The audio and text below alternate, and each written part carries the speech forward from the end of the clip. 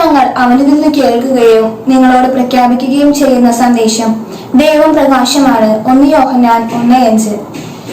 നമ്മൾ എന്താണ് ഈശോയിൽ കാണുന്നത്, നമുക്ക് എന്താണ് ഈശോയിൽ നിന്ന് കിട്ടുന്നത് എന്നൊക്കെ നമ്മൾ ചോദിക്കുമ്പോൾ നമ്മുടെ ജീവിതത്തിന് എപ്പോഴും ഉന്മേഷവും പ്രത്യാശയും ശുഭമായ ഭാവിയൊക്കെ തരുന്ന ഒരു പ്രകാശം, ഏതുവഴിയാണ് നമ്മൾ നടക്കേണ്ടത്, എന്താണ് നമ്മൾ ചെയ്യേണ്ടത് എന്ന ഒരു തെളിവ് നമുക്ക് ഉണ്ടാകേണ്ടത് ആവശ്യമുണ്ട്.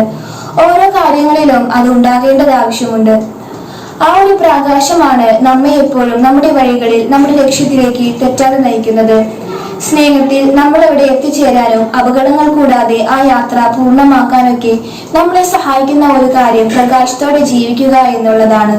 യോഹന്നാൻ 1-ാമത്തെ ലേഖനത്തിൽ ഇങ്ങനെ പറയുന്നു: ഇതാണ് ഞങ്ങൾ അവനിൽ നിന്ന് കേൾക്കുകയും നിങ്ങളോട് പ്രഖ്യാപിക്കുകയും ചെയ്യുന്ന സന്ദേശം ദൈവം പ്രകാശമാണ്. ത്രിത്വത്തിന്റെ ആ പ്രകാശം ത്രിത്വത്തെ നോക്കിയുള്ള നമ്മുടെ യാത്രയും എപ്പോഴും സഭയിലൂടെ തെറ്റാതെ യാത്ര ചെയ്യാൻ സഹായിക്കട്ടെ.